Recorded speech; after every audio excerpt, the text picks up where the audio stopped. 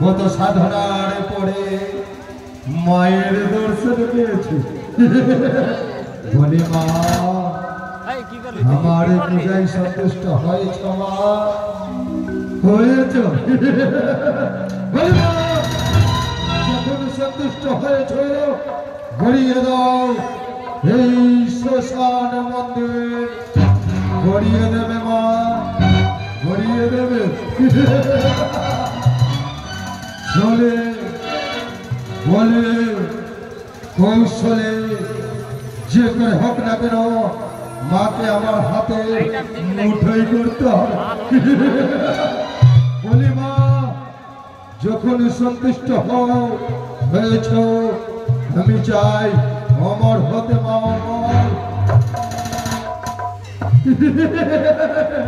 মা বলেছে যদি একটা নরবলি দিই তাহলে আমি হব অমর। তাই তো ছুটে যাব গ্রামে গ্রামে, নরবলির ব্যবস্থা করব। মা যখন নরবলি পেয়ে আমাকে যখন অমর করে দেবে, আমার সাধনা পূর্ণ হয়ে যাবে। অধম্য সন্তানকে তুমি আশীর্বাদ করো মা, আমি যাতে তোমার নরবলির ব্যবস্থা করতে পারি। তাই তো আর বিলম্ব করবো না, ছুটে যাব গ্রামে। যদি কোনো ব্যক্তিকে পাই মায়ের সামনে এসে দেব নরবলি, আর আমি হয়ে যাব অমর। তাই তো বিলম্ব করবো না, ছুটে যাব নরবলির ব্যবস্থায়।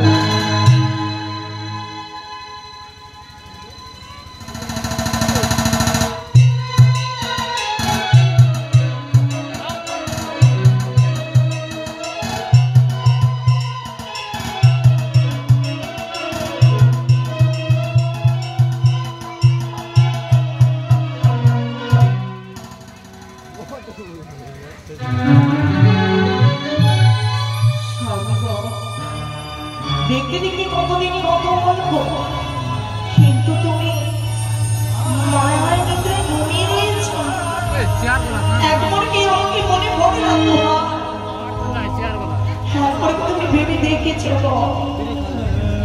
তোমার বিনে আমার জীবন কেমন হয়েছে? তুমি কি একবার ভেবে দেখেছ আমি কি করবো, কোথায় যাবো? বলে দাও না ভগবান, আমি কোথায় গেলে আমি তোমায় ফিরে পাবো?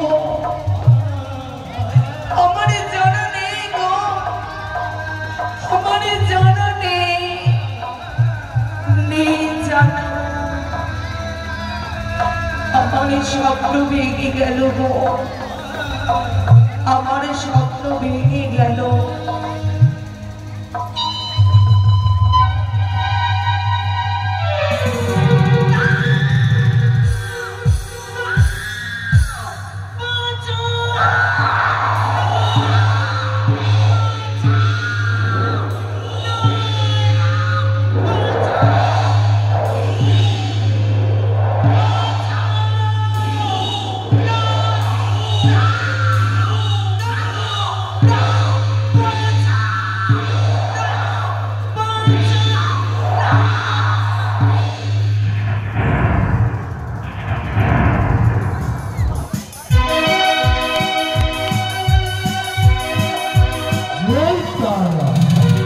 তাই তো মনে স্থির করেছি বসবত অবস্থায় আমি হব অমর। তাই তো আমি বিলম্ব করবো না, বসবো আমি মহাযজ্ঞে।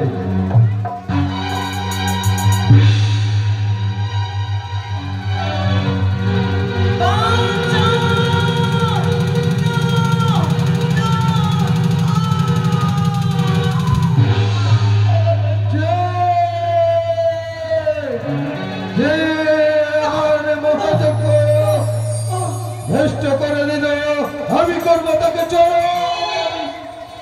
অভিশাপ দেবে গো, দাও এমন অভিশাপ দাও। আমি অঞ্চল পেতে ভেঙে যাই, তুমি এমন অভিশাপ করো সেই অভিশাপে যেন আমি ভস্মীভূত হয়ে যাই। দাও ওই অভিশাপ দাও। তুমি যেমন তেমন কন্যা হতে পারো না। অভিশাপ দেখে সকলে ভয় করে, আর তুমি আচল পেতে বলো অভিশাপ দাও। তুমি কে মা? আমি বড়ই জন্ম দেখিনি, বড়ই অভাগিনী গো।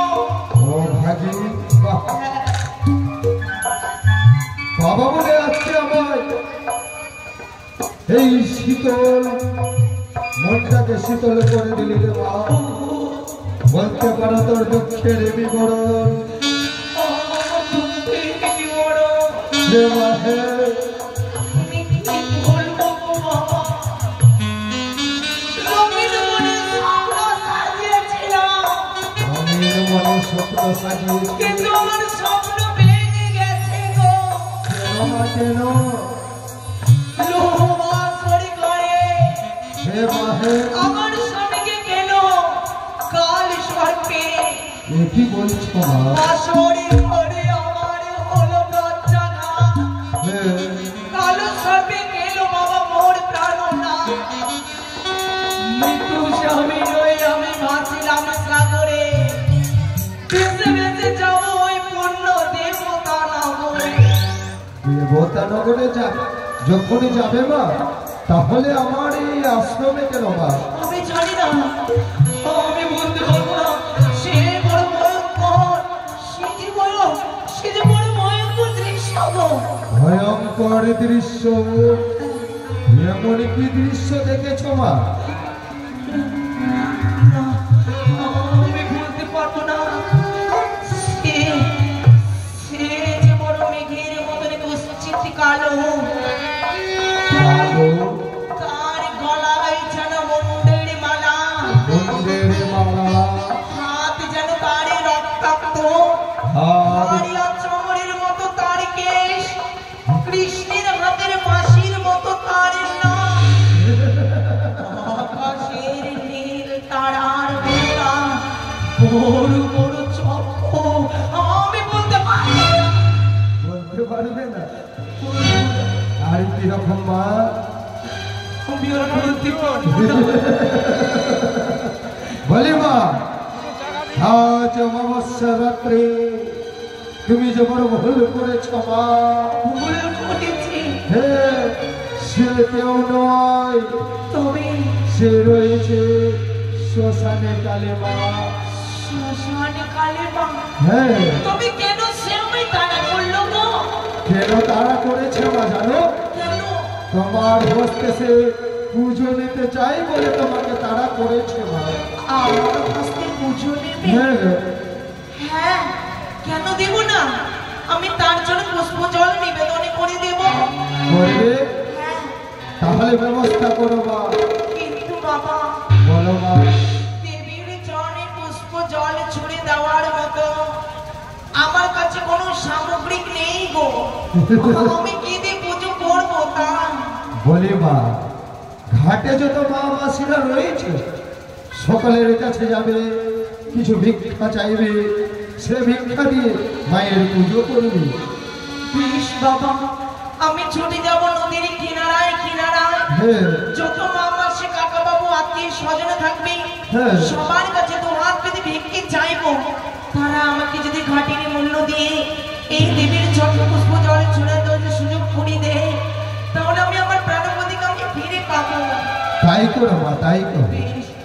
ওগো আমার এই ঘাটির মা মাসি কাকা বাবুরা, আপনাদের কাছে আমি দু হাত পেতে ভিক্ষে চাইছি গো। আপনারা যে কোনো পারবেন আমায় কেউ বৈমুখ হয়ে ফিরিয়ে দেবেন না। 1 থেকে 2 টাকা করে যা পারবেন আমায় কিছু রত্ন দান করবেন গো মা। বলি মা, তুমি যাও ঘাটের কিনারায় কিনারায়, আমি মায়ের পুজোর ব্যবস্থা করবো। বেশ।